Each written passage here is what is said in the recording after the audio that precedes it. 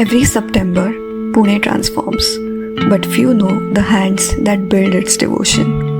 When dawn breaks over Pune every September, the city hums with rhythms of devotion, craft, and memory.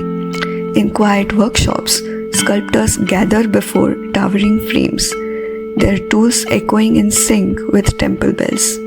From clay to fiberglass, this is not work of one, it is the work of many. In these shared hands lies a story of community, labor, and legacy. Join us now as we explore how together they build art that becomes the city's living memory. मी आनंद सराफ, पुण्याच्या गणेशोत्सवाचा एक कार्यकर्ता, अभ्यासक आणि 50 वर्षाहून अधिक काळ या प्रवाहामध्ये सामील असलेला मी एक सर्वसामान्य कार्यकर्ता. गणेशोत्सवाच्या इतिहासाची पाने चालताना आपल्याला मुख्यत्वे 2 भाग करावे लागतील. एक स्वातंत्र्यपूर्व काळातला गणेशोत्सव आणि स्वातंत्र्योत्तर काळातला गणेशोत्सव. स्वातंत्र्यपूर्व काळातला जो गणेशोत्सव होता ती एक स्वातंत्र्याची चळवळ होती. तत्कालीन समाज धुरीणांनी लोक किंवा जनता ज्या माध्यमातून एकत्र येतात त्या माध्यमाचा विचार करून प्रामुख्याने लोकमान्य टिळक आणि तत्कालीन समाज धुरीण यांनी जनशक्तीचा हा विधायक ओघ स्वातंत्र्याच्या चळवळीकडे कसा वळवता येईल याचा विचार केला. मुख्यत्वे तत्कालीन लोकमान्य टिळक, भाऊ रंगारी, घोटवडेकर, खाजगीवाले अशा तत्कालीन समाज धुरीणांनी एकत्र येऊन ह्या चळवळीला घराघरातला गणेशोत्सव रस्त्यावर कसा आणता येईल, सार्वजनिक स्वरूपात कसा आणता येईल याचा विचार केला.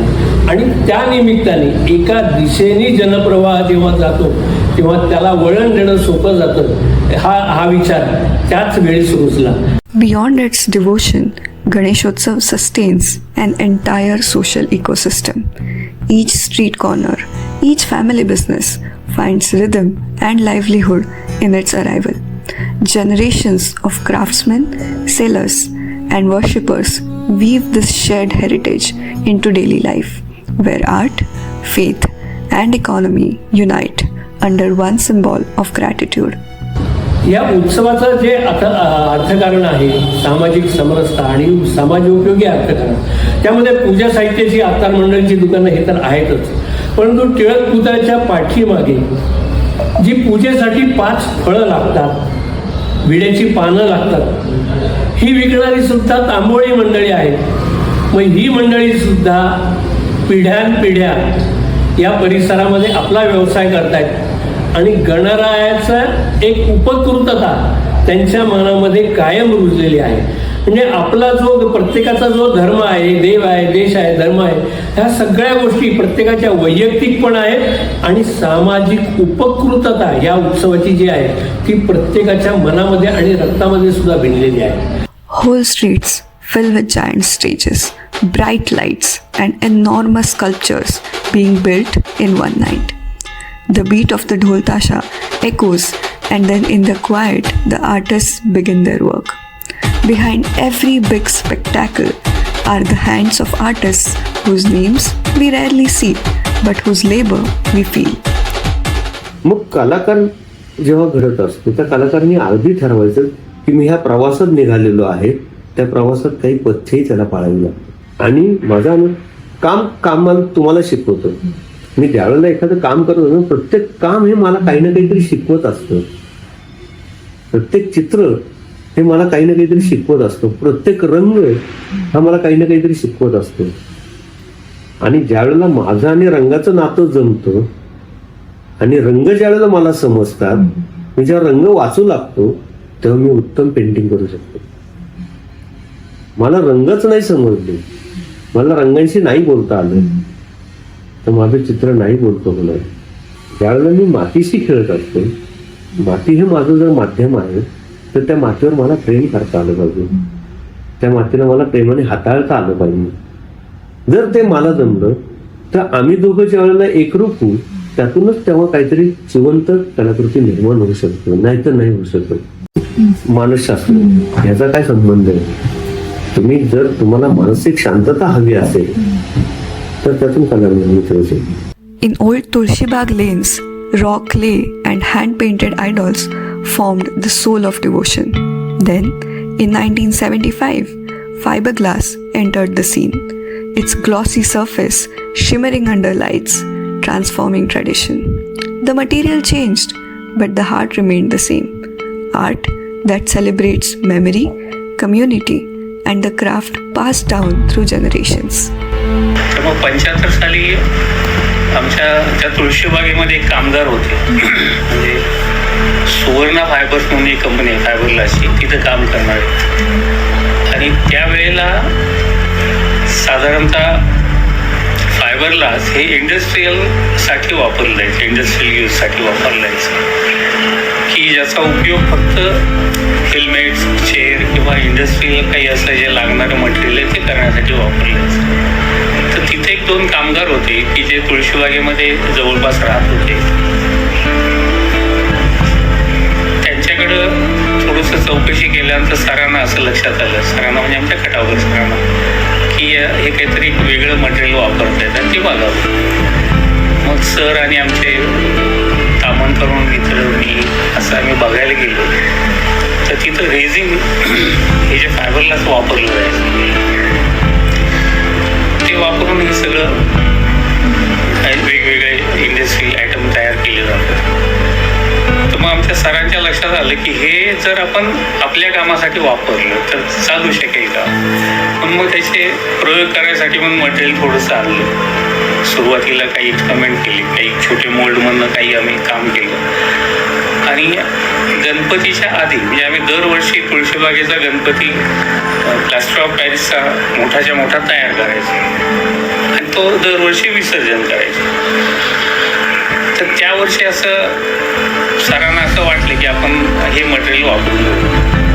तर 1975 साली हे सगळं फायबरग्लासचं मटेरियल आणलं आणि त्या मटेरियलचा वापर केलेल्या आणि तयार केलेल्या गणपतीच्या वर वापर केला.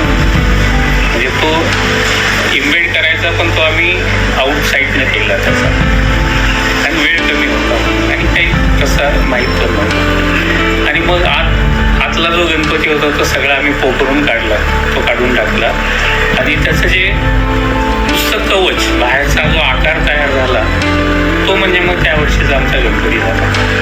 खूप छान एक वेगळा सेमी ट्रान्सपरंट असा त्याचा प्रकार होता.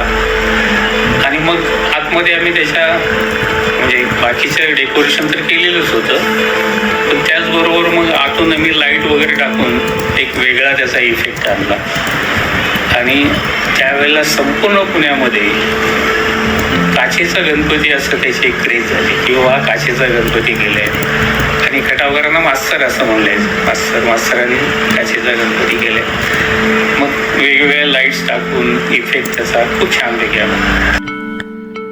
The Dhondphale family of Rastapet, Pune has a 3-generation legacy of crafting Ganesh idols and displays, starting from Naresh Dhondphale, who established a workshop in 1941. Naresh, a participant in the freedom struggle, committed to making eco-friendly clay idols.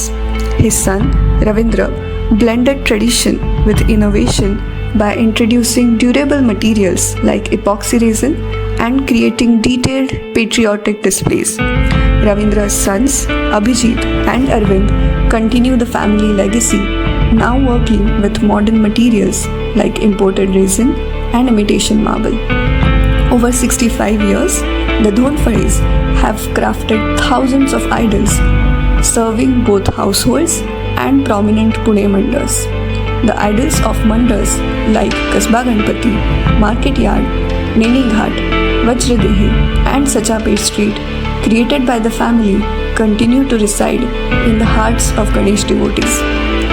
Abhijit Dhondphale, the 3rd-generation artist, has developed and patented Ravindra mixture, named after his father. This material reduces pollution and protects water. Their firm commitment to making idols only from eco-friendly clay and using traditional methods remains unchanged to this day. तर काय झालं माहिती आहे का, मला प्रवासी हा विषय भावला होता. सारखं आपलं ट्रेननी जायचं, पाहायचो ते बोगी पाहायचो, ते प्रवासी पाहायचो. मी म्हटलं आपण आहे ना पूर्ण रेल्वेची जे डबा असतो त्या स्केलमध्ये आपण डबा उभा करायचा. ते मोठं डबा 10 फूट उंचीचा होता आणि त्यांनी ते म्हणजे प्लॅटफॉर्म आणि आतला पार्ट असं रेल्वेचं कट केला सेक्शन. आतला पार्ट पण दिसेल आणि बाहेरचा प्लॅटफॉर्म दिसेल. म्हणजे आपल्याला निरोप देण्यासाठी आलेले असे सोडायला आलेले, प्रवाशांना सोडायला आलेले असं ते केलं. ते नाही साईज मोठा झाला. 4x4 मध्ये कसं बसवणार ते. मग त्यांनी ती 4x4 अशा त्या बाकड्यावर बसलेल्या पूर्ण ग्रुप स्कल्पचर केलं होतं. ते स्कल्पचर मग त्यांना तिथे नॅशनल अवॉर्ड म्हणून मिळालं. नॅशनलचा ट्रॅव्हल्सला विषय आहे ट्रॅव्हलर. आणि जेव्हा हे फायबरमध्ये मीडियाला हे अवॉर्ड मिळालं आणि हे आधी 14 वर्ष त्याच्या आधी हे स्कल्पचर करत होते. नॅशनलला एंट्री पाठवत होते, फायबर मीडियामध्येच पाठवत होते. आणि त्यांनी खूप सुंदर झाली स्कल्पचर झाली होती. म्हणजे ते त्यांना खजुराव VR खजुरिया त्यांना एवढं वाटलं की ते स्टोनमध्ये शिल्प आहे. म्हणून त्यांनी जवळ जाऊन पाहिलं. पळत आले ते. काय मस्त फॉर्म केला. कोण शिल्पकार आहे VR खजुरिया पळत आले आणि पाहिलं फायबरमध्ये किसत आहे. अरे स्टोनने क्यों नाही काम करता तू असं म्हणजे. मग मी त्याच्यानंतरही फायबरमध्येच काम केलं. प्रवासी मोठं शिल्प होतं ते. मला इतक्या लांब दिल्लीला जायचं स्पेशल गाडी करून. मी गरीब मुलगा आणि कसं जायचं. मग त्या आतमध्ये रेल्वेच्या डब्यात पार्सलमध्ये कसं घुसल त्या साईजमध्ये ते केलं होतं. ते कसं बसं तरी 1 इंचाने मोठं झालं. त्या कुलीने कसं बसं असं ढकललं आणि झालं. In Pune's bustling workshops, master sculptors gather around towering frames of fiberglass, their tools beating in rhythm, hands mold, weld, paint. Each artisan a vital note in a collective symphony. Together, they breathe life into these forms, carving devotion in resin and light, forging communal memory into material art. हा म्हणजे आता पुण्यात ना खरं पाया त्याला DS Khatavkar आहे. आणि आम्ही तेव्हा सगळे विद्यार्थी होतो.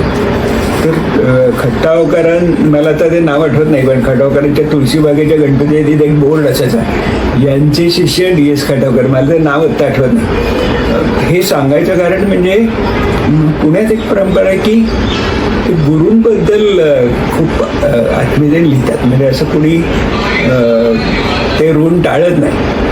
म्हणजे आजही थोपट्याने विचारलं तर खटावकर. विजय दीक्षित विजय माझ्या पहिल्या बॅचचा विद्यार्थी पण आज विचारलं तर तो खटावकरांकडे शिकलं तर खटावकरच मांडलं. असं नाही कोणी म्हणत की मी माझं केलं मी आहे एखादा दुसरा अपवाद असू शकेल. तो खटावकर आणि त्यांच्यानंतर ही परंपरा झालेली आहे. ज्या गोष्टी आपल्याला लागतात त्या गोष्टी सर्व देशामधून येतात. मग उत्सव मंडपाचा जर आपण विचार केला तर उत्सवासाठी जे बांबू आणि वासे लागतात ते आसाममधून येतात. ताडपत्री जी लागते ती ताडपत्री पश्चिम बंगालमधून येते. पूजेसाठी तांदूळ आणि नारळ जे लागतात ते दक्षिणेकडून येतात. मग संपूर्ण देशाच्या एकात्मतेचं प्रतीक ह्या आरतीचं तबक आणि मंडप याच्यामध्ये प्रकट होतं. परंतु हे जाणून घेण्यासाठी आपल्याला तेवढी त्याची उपयुक्तता ही आपण निश्चितच लक्षात घेतली. Beyond the spotlight of vast mandals and grand sculptures lies the web of countless workers. The wood carvers, the fiberglass framers, the painters, the electricians, each one a specialist in this living network of devotion. Together, they form the hidden machinery of the festival, under the radar yet essential. ते कलाकार वेगळे असतात. POPत काम करणारे, लाकडाचं काम करणारे वेगळे, असे रंगकाम करणारे वेगळे, रोषणाई काम करणारे वेगळे. कारण या सगळ्यांचं टीमवर्क, मांडववाले वेगळे. टीमवर्क म्हणजे ती उत्कृष्ट सजावट असते. आणि ह्याच्यामध्ये स्वतःच्या कलेचा बाज पूर्ण पणाला लावत असतात. प्रसंगी त्यांचा खाणं वेळ काळेवर नसतं आणि हे कलाकारसुद्धा त्या स्त्रींच्या कार्यामध्ये समर्पित झालेले असतात. तेव्हा कुठं अशी उत्कृष्ट सजावट ही होत असते. आणि आपल्या पुणे शहराचा हा लौकिक जो झालेला आहे ह्याच्यामध्ये खूप महत्त्वाचं मोठं योगदान या सजावटींचं आहे. ते सजावट करणारे कला दिग्दर्शक आणि त्या कारागिरांचं आहे आणि ह्याचा आपल्या सर्वांना अभिमान असला पाहिजे. आपल्या देशाची, आपल्या शहराची प्रमुख ओळख हा गणेशोत्सव झाला आहे आणि तो आज आपल्या देशभर जगभर प्रसिद्ध झालेला आहे. आणि ही आपल्या इथल्या स्थानिक लोकांची, स्थानिक कलाकारांची, स्थानिक कारागिरांची मेहनत आहे. गणेशोत्सव कार्यकर्त्यांची मेहनत आहे, ज्यांनी तो विजन बघितला किंवा एखाद्याने चांगलं सजेशन केलं ते स्वीकारलं, कारण ते स्वीकारता पण आलं पाहिजे आणि त्याची अंमलबजावणी देखील करता आली पाहिजे. कारण जमणारी वर्गणी आणि करायला लागणारी सजावटीचा खर्च याची देखील सांगड घालता आली पाहिजे. ती ह्या पुण्यातल्या लोकांनी सर्वार्थाने घातली. एका प्रकारे उत्कृष्ट मॅनेजमेंटचं हे प्रतीक आहे, हा दाखला आहे असं आपण समजूया. आणि ह्याच्यातनं कलाकारांची मांदियाळी ही पुणे शहराने आज संपूर्ण देशाला विविध सजावटींच्या माध्यमातून दिली असं आपल्याला म्हणता येईल. Yet, even the grandest creations bear the mark of impermanence. In a city speeding forward, tradition meets time. What shines today may fade tomorrow, and the sculptor knows this better than anyone. मला काय पुण्याचं culture थोडंसं बदललं गेलं, म्हणजे cosmopolitan म्हणतो ना तसं झालेलं आहे. त्यामुळं आर्ट आणि याच्याबद्दल असं फारसं वाटत नाही हल्लीच्या काळात. थोडंसं लोक म्हणजे पळापळ, त्यांचं जगण्यासाठी धावपळ झालेली असते. त्यामुळं मग ते जपून करून ठेवणं असा काही प्रकार आपल्याकडे होत नाही. परदेशात मात्र त्या पद्धतीनं हे केलं जातं की रोडवर असलेलं एखादं स्कल्पचर असेल तर ते वर्षानुवर्ष आहे तसं राहतं. आपल्याकडं कधी रात्रीत गायब होईल सांगता येत नाही किंवा तुटून जाईल. बाईचा अंगरखा जो आहे तो हात आहे तो 9 फुटाचा असतो, तसा चोळणा असतो. हे किती लोकांना माहिती आहे किंवा किती आर्टिस्टना माहिती आहे. तर या लोकांना जेवढं एक्सपोजर मिळालं पाहिजे ते मिळालेलं नाही. तर ते खरं पुण्यात खूप टॅलेंट आहे. तर या डॉक्युमेंटेशनने काही झालं तर चांगलं आहे असं.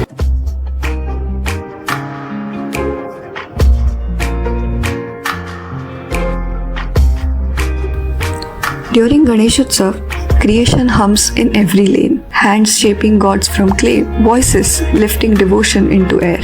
Yet, when a woman creates, the rhythm shifts. Her art speaks in undertones of memory, silence, and quiet rebellion. What she makes is not only seen, but felt, like breath caught between thought and form. In her stillness, she remakes the world softly. For her, art isn't escape, it's return. A way of remembering what was always hers, even when the world forgot. So basically माझे आई वडील दोघंही they were very conscious of art. In the sense आई स्वतः artist होती but who never went to college. म्हणजे तिचं खूप लवकर लग्न झालं, तिच्या SSC नंतर लग्न झालं. पण जे काही ती करत होती ते एव्हरीथिंग वॉज एक्स्ट्रीमली आर्टिस्टिक. म्हणजे ॲज अ प्रोफेशन तिने नंतर, म्हणजे आम्ही मोठ्या झाल्यावर शी यूज टू मेक क्लोथ्स. पण म्हणजे अपॅरलमध्ये ती होती.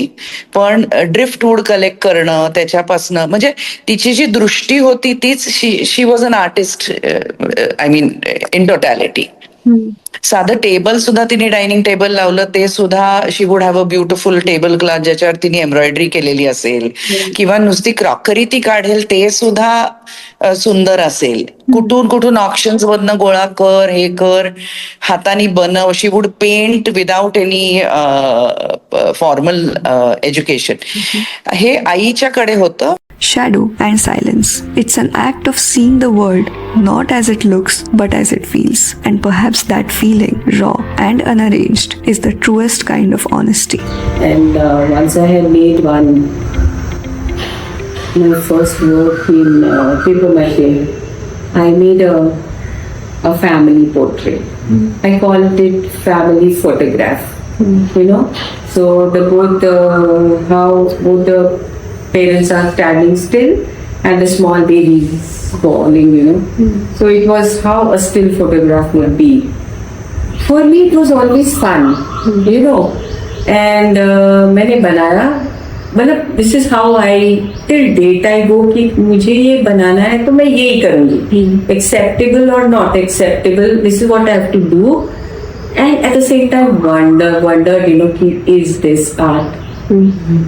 Because everybody would go very traditionally, you know, women and all that. So sometime Mani sir, Subramanian, he was our dean, and probably at night he would maro a chakkar, you know, looking at all the work. So he appreciated my work, and then people started looking at my work. But you won't believe I didn't go to him until date. Because again I was very shy and I didn't know what to ask him, you know. If I go to him, then what am I going to talk? So these were the problems I was dealing, which and then once Canaria sir also told me, you know, you're much ahead. But I think I missed all those opportunities just because I was confused person myself. And it was during the flame time that I figured it out. You know, I had time to read, and maybe you were college days, and I came from such a family where, you know, girls have to get married. I just entered college, and my mother was worried. She have to get her married by Tuesday and this and that. So I think I lived in that duality, serious, not serious. I never believe that there is this separation of figurative and abstract and मूर्त. मी म्हणते माझे like आमच्या वेळेला आम्हाला choose करायला लागायचं डिप्लोमाला असताना डिग्रीला असताना की तुम्ही रिप्रेझेंटेशनल अँड नॉन रिप्रेझेंटेशनल. आणि तेव्हा माझ्या मनात हे अनेक प्रश्न आहेत. Doesn't a line represent, doesn't a colour represent, do I need to draw the sun to show the sunlight? I don't need to. त्यामुळे मला ते सगळे जे एक मी म्हणते तसं की these are divisions that humans have made. Art is art. Whether I draw eyes or whether I draw buildings or hills or draw shapes that don't mean anything to other people, it is art. It is my world. तो प्रत्येक चित्रकार आपलं जग निर्माण करत असतं. त्यात हे चांगलं ते चांगलं, तू कुठे इव्हॉल्व्ह झाला आणि तो किती प्रभावी झालाय to express himself is where my search is. So I don't like the divisions. I do not like. उद्या मी नेहमी म्हणते की मला अमूर्त आवडतं कारण त्यामध्ये देर इज अन इनडिरेक्टनेस की मला दिसतं तसंच नाही पण मला काही हिरव्याकडे बघून काहीतरी वाटतं आणि that is going to come out somewhere. पण असंही नाही आहे की कोणाच ठाऊक आज 5 वर्षानंतर मी फक्त चेहरे काढायला लागेल लोकांचे. And I do not want to be restricted because that is what I thrive on the freedom. की मला कशाला कंपार्टमेंटमध्ये घालताय की या खोक्यात हे ॲबस्ट्रॅक्ट पेंटर्स, हे नॉन ॲबस्ट्रॅक्ट, हे representation. I am not interested in that. But honesty has a cost. Not every space welcomes it. Some women build their studios in the smallest corners of their lives, between meals, between silences, between expectations. Their canvases lean against kitchen walls. Their brushes rest beside folded laundry. In houses that never expected them to dream, they learn to carve out a room of their own. Sometimes only the size of an hour. Sometimes just a thought. Yet, from those hidden places, art continues to grow, quiet, persistent, and unafraid to tell the truth the world won't name. मी आर्टसाठी म्हणजे सांगितलं ना हे सगळं असून पण मला आर्टमध्ये फार विरोध होता घरात. बरोबर. कारण एक फिमेल पण आणि मुस्लिम फॅमिलीतून त्यावेळेस आली होती. सो त्यांचं एक होतं की नाही आपल्यात चालत किंवा नाही करायचं हे. मला आर्टसाठी घरातून कधी सपोर्ट नाही मिळाला. बरोबर. पण मी स्वतःच क्लासेस घेऊन मी एक स्टेप पुढे गेले. Creation takes many forms, sometimes fragile, sometimes fierce. For some, it begins in the earth itself. Hands that once shaped clay for utility or Bombay made for the first time I saw a complete ceramic show. Which was a teapot show, you know. And that was the time I got to know अच्छा Rainmaker है, माधवी सुब्रमण्यम है, विनीत कक्कर है. These were the budding artists during that time, you know, and the kind of works that was happening in our country, like, you know, when you say pottery, now you see pottery in our country, to make that into a form of art is something we still struggle for. Correct? It is not to. एक चीज़ बताओ, अगर मैं एक pot बिक्री करूँ और एक painting बिक्री करूँ, पेंटिंग को 10,000 करूँ और पॉट को 10,000 करूँ, आप 10 बार सोचोगे कि अरे ये पॉट का 10,000 क्यों है. So you know, so from the form of craft to the form of art, for ceramic it has been a real journey. And now I'm so happy to see that ceramic is considered a form of art. Otherwise earlier it was a form of just, you know, craft. You couldn't price your pieces that much, you know. From the stillness of clay to the rhythm of tide, another artist listens to the pulse of nature, not as escape, but as teacher. The world, in its quiet details, reveals the patience of form, the balance between making and letting be. To shape earth is to listen to the weight of water, the pull of fire, the breath that clay remembers. In this rhythm, the line between craft and art begins to blur. What was once dismissed as utility finds its own voice, rising from the hands of those who dared to see beauty in what others overlooked. पोर्ट्रेट्समध्ये मला usually डोळे ज्यांचे असतात ते जास्त आवडतात मला, आणि ते आर्टिस्ट जास्त मला म्हणजे बघायला आवडतं त्यांची कामं. ओके, सो जेव्हा मी मास्टर्सला आले तेव्हा असं झालं की मला काही झालं तरी whatever I do I use to come back to nature.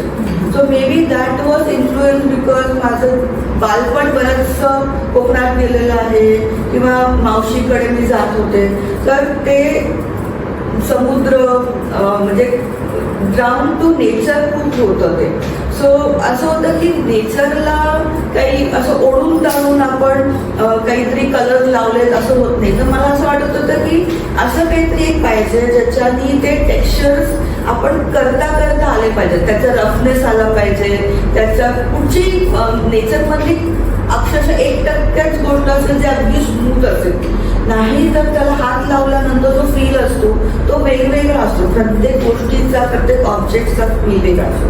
So असं झालं की काहीतरी शोधलं पाहिजे, एक एक्सपेरिमेंट केलं पाहिजे ज्यांनी आपण काम करतानाच त्याचं टेक्स्चर डेव्हलप झालं पाहिजे. Some journeys are marked by loss, others by discovery. Yet, through every transition, color remains a form of language, a way to rebuild what life takes away. I lost my husband in 2007, which was again quite very Difficult. sad thing, because that, yes, very difficult. And I lost my mother in 2011. So yeah, I mean, this journey has not been and everything, something dramatic has happened at sometime during a show, because the shows are always happening for an artist having an exhibition and shows. But then at some point I realized that I think I'm meant to have my own journey in life. I'm meant to be to do everything only for me and myself in the way that I want. And as one story closes, another returns to where it all began. The domestic, the intimate, the handmade. In thread and fabric, another generation reclaims what was once dismissed as routine. What was once invisible becomes art. What was once private becomes public. मला खरं तर reference point नाही आहे. माझ्यासारखं काम करणारं किंवा ह्याच्या आधी कोणी नाही. तर मी जे सुरू केलं ते एका 0 पॉईंटपासून सुरू केलं. तर खरं गोधडीपासून सुरू केलं. म्हणजे मी पुण्याच्या आजूबाजूला जेव्हा हिंटाना गोधड्या वाळत घातलेल्या दिसायच्या तेव्हा मला असं वाटायचं की ॲबस्ट्रॅक्ट, म्हणजे मी केवढा स्ट्रगल केला की व्हॉट इज ॲबस्ट्रॅक्ट समजून घेण्यासाठी. पण गोधडी बऱ्यापैकी ॲबस्ट्रॅक्ट असते आणि जनसामान्यांना सगळ्यांना ती अपील करणारी गोष्ट असते. मग मला असं वाटायचं एवढी ॲबस्ट्रॅक्ट गोष्ट जर का अननोइंगली सगळेजण अप्रिशिएट करतायत, तर ती जेव्हा आर्ट गॅलरीमध्ये पोहोचते तेव्हा ती अप्रिशिएट होते. तिथे गेल्यानंतर सगळेजण मिनिंग शोधायचा प्रयत्न करतात त्याच्यामध्ये. सो ते एक थोडंसं तिथून तो ट्रिगर पॉईंट ते सुरू झालं माझं की त्याच्यात काम करून बघूया आपण. From the festival streets to the quiet studios, creation takes many names. Worship, work, remembrance, whether shaping gods from clay or shaping self through color. Every artist adds to this same unfinished mural called Pune. These stories of craftsmen and ceramicists, painters and dreamers are not separate threads. They are one weave held together by devotion, imagination and the courage to keep making even when the world looks away. In their art, the city finds its reflection, not perfect but alive, always becoming.